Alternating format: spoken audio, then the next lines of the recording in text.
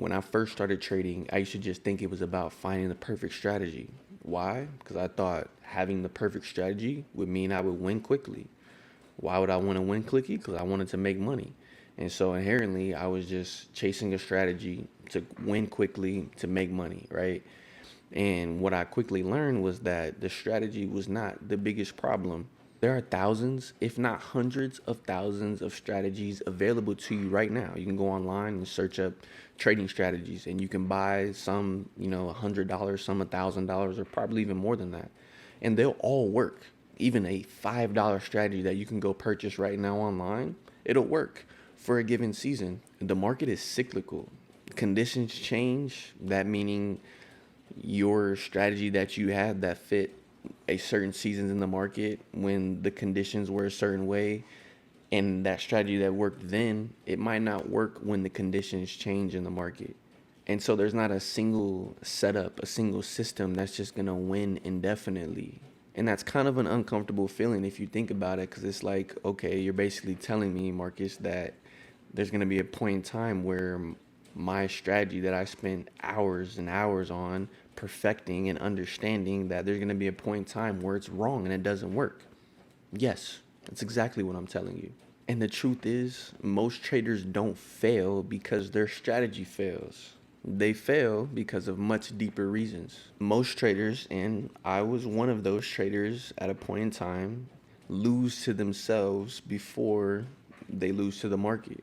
And so what does losing to themselves look like? It looks like impatience, chasing trades, over leveraging, cutting your wins because of fear, letting your losses run because you're hopeful, or simply just not following your plan because of FOMO, because you see price taking off without you, but your confirmations haven't come in yet, but you don't want to miss out on the opportunity, so you take the trade anyway, and right after you take the trade, it ends up going right back in the other direction, and now you think the market is out to get you. But in this scenario, you beat yourself before the market even had a chance to do so.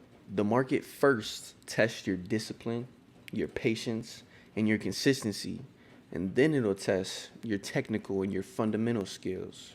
But one thing I think is interesting is not only the market tests your discipline, your patience, and your consistency, but yourself. You test yourself and how much ability you have to be disciplined, to be consistent, to be patient. That's a test you are taking against yourself. You don't necessarily test yourself against your chart skills and your fundamental analysis. The market does that. However, you test yourself against your level of ability to be consistent, to be disciplined, to be patient.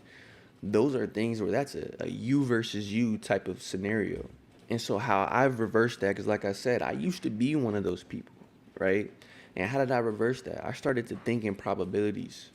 Thinking in probabilities removes me from the outcome. It removes how attached I am to the outcome and ultimately the money involved with taking that trade and the result of that trade, right? And so when I'm able to think in probabilities, it allows me to hyper focus on the process and my inputs and controlling things that I can control, which is how I handle my emotions, my level of discipline, my level of consistency, my level of patience. Those are things that I can control. And then I combine that with thinking in probabilities, because even if I control the things that I can control to a T, the best that I can possibly do it in that moment, it can still result in an outcome that I didn't want, right? And in that moment, I then can control what I can control, and that's my emotions and my interpretation of that outcome. I can think in that outcome, oh, I'm not a good trader, or I did this wrong, or I can think in a, what Andrew Huberman says, from an effort-based thinking, right? And the effort-based thinking applies to, how did I control my discipline? How did I control my patience? Was I consistent in my process?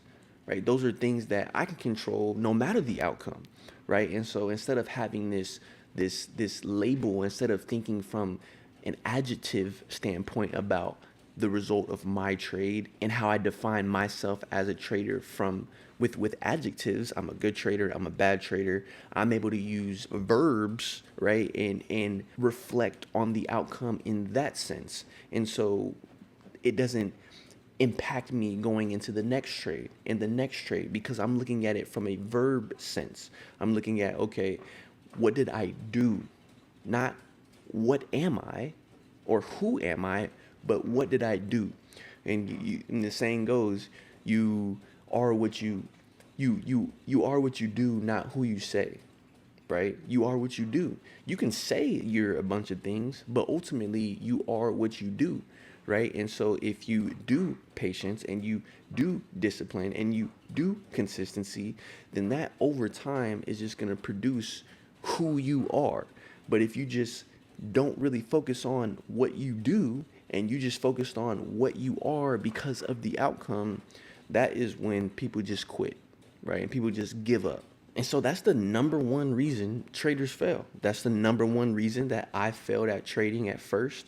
That's the number one reason people fail at really anything. It's the psychology. It's the way that they are thinking about the specific event or action or outcome. It's the way they're thinking about it, not the results, but the way they're interpreting the results. And trading is literally no different.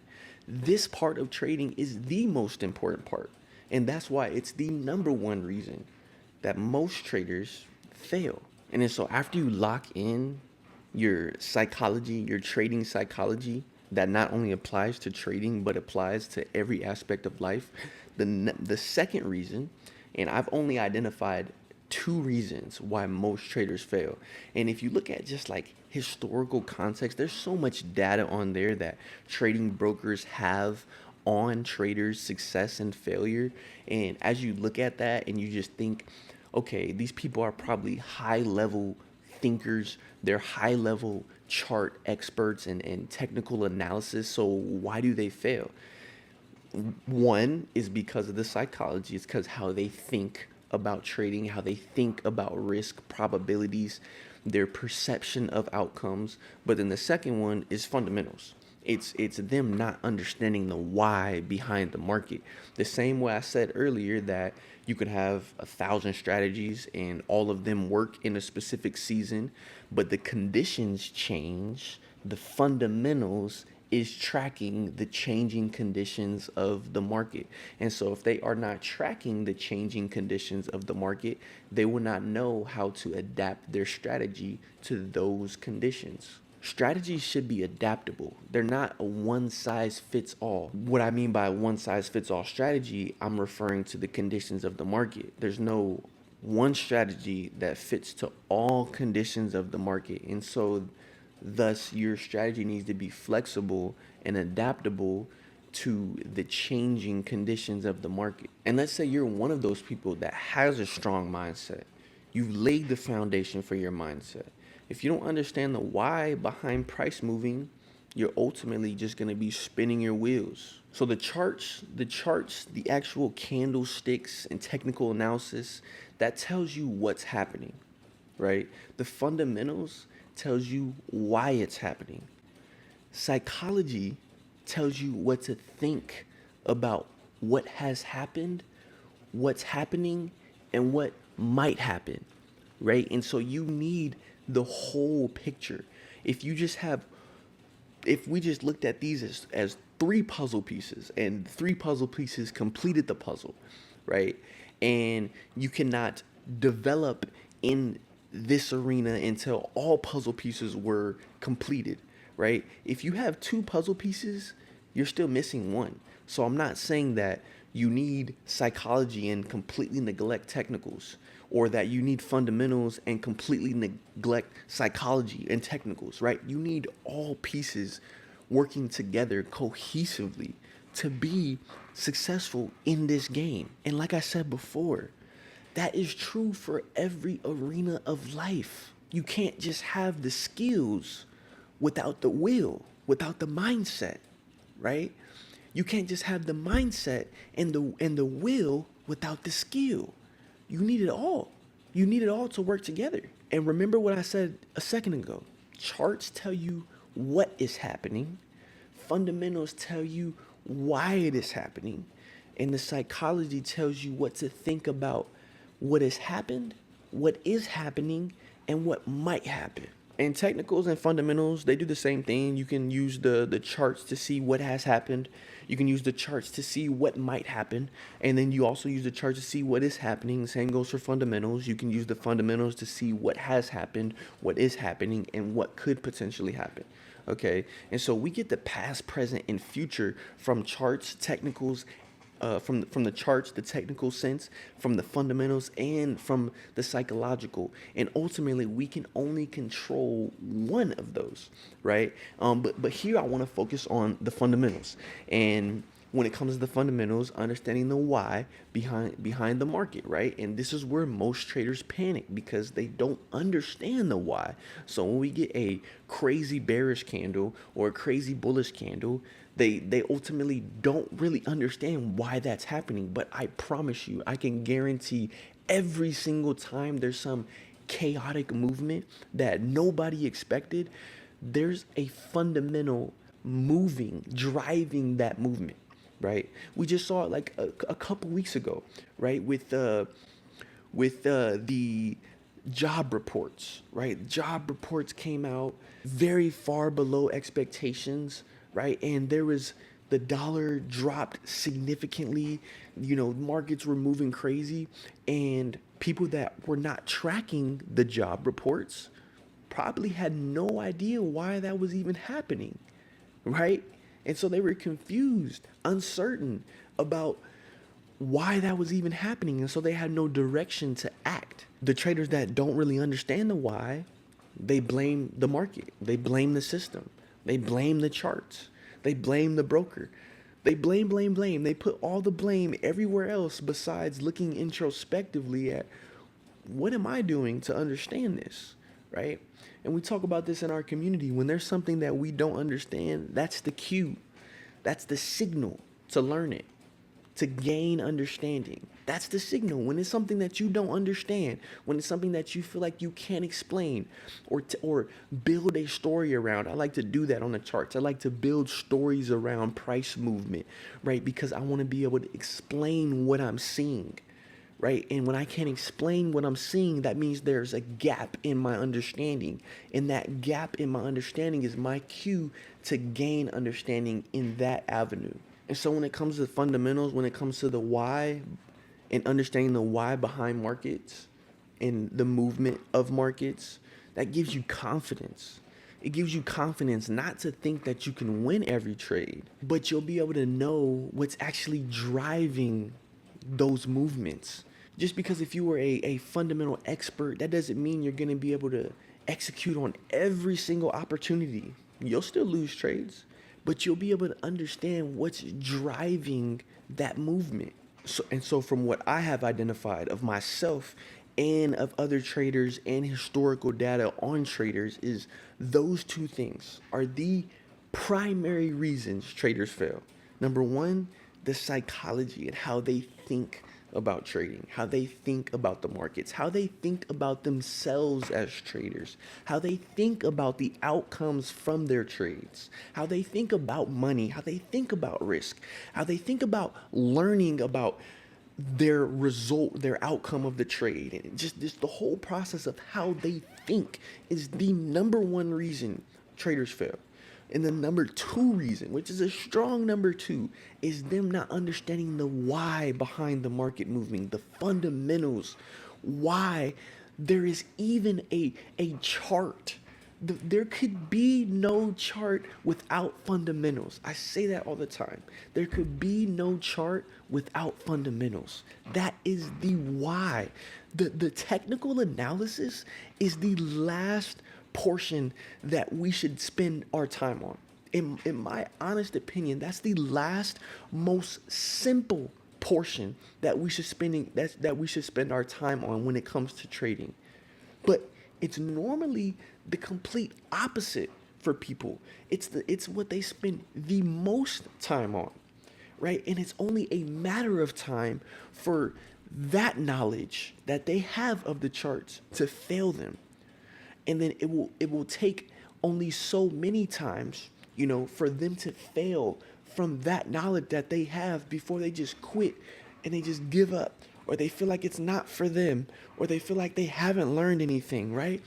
And then, like I said, they just quit and give up, right? But then once you insert the missing piece of the fundamentals, and if you don't have that missing piece of the psychology, when I put all three together for me, I knew that it's only a matter of time before I reach the heights in trading that I know I'm gonna reach. It's only a matter of time.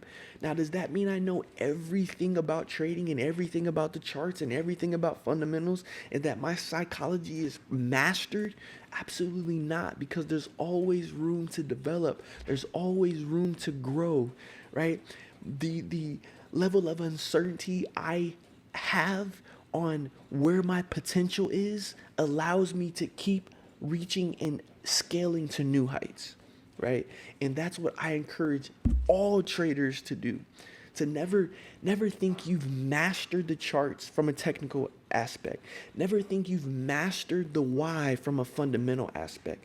Never think you've mastered your own psychology, right? From a mental and internal aspect, because the more we can be comfortable with the uncertainty of not knowing where our potential hits its ceiling, the higher and higher we can go in developing. And this is the perfect time to finish this one up and root everything that I have said today in our VXT philosophy, our volume times time philosophy.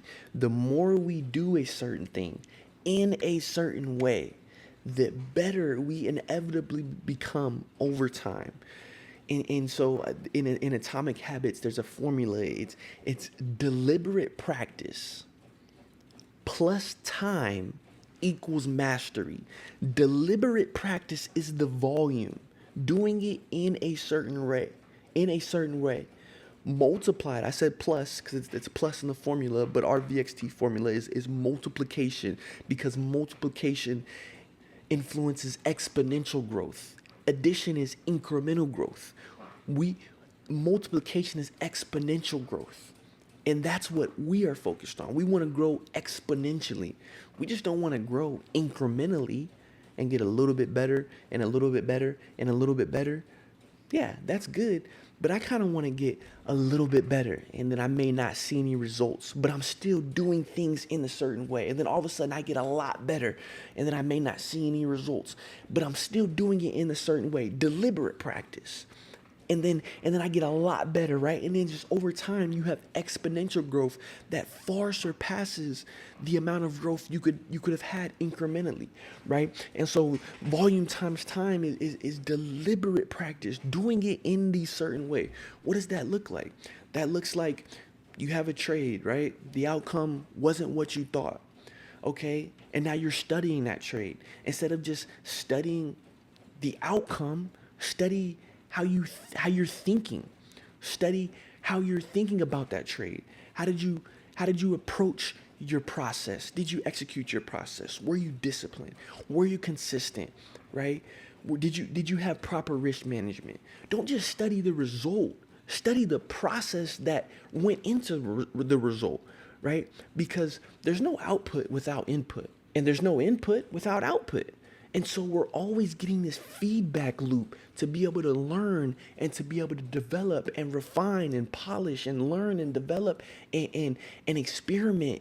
And then after we experiment, we get the outcome, and then we put it back into the feedback loop, and we just do it all over again, right? So VXT, volume times time, deliberate practice.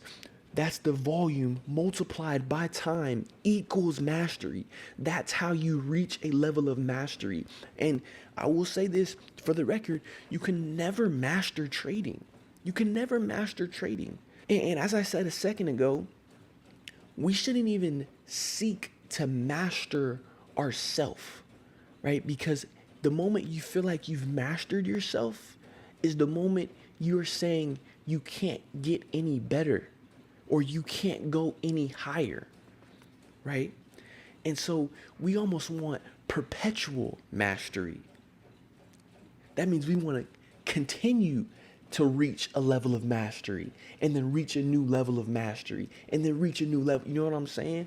And so that's what I'll leave you guys here with, is understanding that there are technical analysis gurus everywhere in the world. They're phenomenal at technical analysis and reading the charts, right?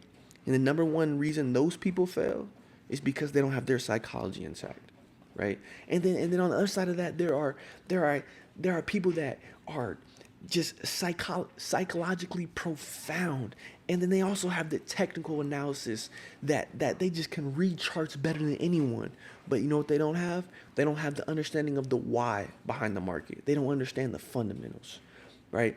And so as long as you obtain a level of proficiency and continue to grow on that exponential pathway, that exponential path that I mentioned a second ago, when it comes to not necessarily mastering something, but constantly reaching new heights when it comes to your psychology and your fundamentals, the technicals are just so easily inserted into that philosophy and that approach when it comes to trading, that I can guarantee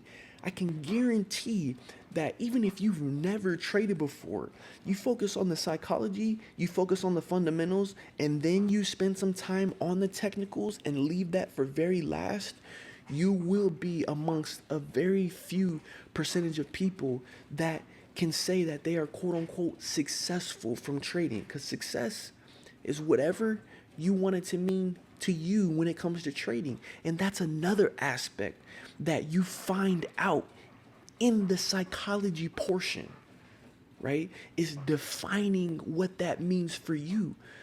The charts can't define what that means for you. The fundamentals can't define what that means for you. That's only defined by the way that you think, right? And that starts up here, right? And so I'll leave you with that. Psychology, the number one mistake, number one missing piece of most traders, and the number one reason why they fail. Number two is the fundamental analysis and them not understanding the why behind the market. And then if you just root everything that you do in that volume times time philosophy, that deliberate practice, which is the volume, how much you do something and how well you do it, not from a sense of outcome, but a sense of what you're putting into it, doing it in the certain way, right? That deliberate practice multiplied by how long you do it. That could be 30 minutes a day. That could be 3 hours a day over the course of 30 days, 60 days, 365 days. Over time, if you have deliberate practice in time, that formula will be able to produce the outcomes that we ultimately desire the most, right? That is a guarantee, and it's all throughout history. It's not just trading. Athletes talk about it all the time. Gym enthusiasts talk about it all the time. Business owners, CEOs of Fortune 500 companies talk about that philosophy that I mentioned, VXT. They don't say it like that, but that deliberate practice over a long period of time, that's all throughout history. That proves what I'm saying correctly, right? And so when I can say I can guarantee that because not only do we have a ton of historical data to go off of, but it's something that I'm living myself. And I can feel it in my own processes when it comes to trading, when it comes to my daily habits, when it comes to my own life. And so before your next trade, take your trade and then you get your outcome. Ask yourself, could I lose this trade to my psychology? Or could I lose this trade to not knowing the why? And if your answer is yes to either one of those, just take a step back. There will be plenty of opportunities for you on the market, but take a step back. Doing so protects your capital, right? Protects you from taking trades that you know there's inevitably a gap, a knowledge gap that you have that could possibly result in a loss of that trade. Now, when you fill that knowledge gap, could you still lose trades? Absolutely. But now you know it's because it's the game of probabilities, not because of a missing piece that you could fill by simply learning. If you made it to the end of this video, thanks for watching, and thank yourself for watching as well, because this is the time that you invested into yourself, and that is the greatest investment that we can make, is investments that we make into ourselves. Share this video with someone, maybe somebody that you trade with, maybe somebody that's talked to you about trading, or maybe somebody that you think should get into trading, that you think could benefit from trading and from learning these principles that trading involves.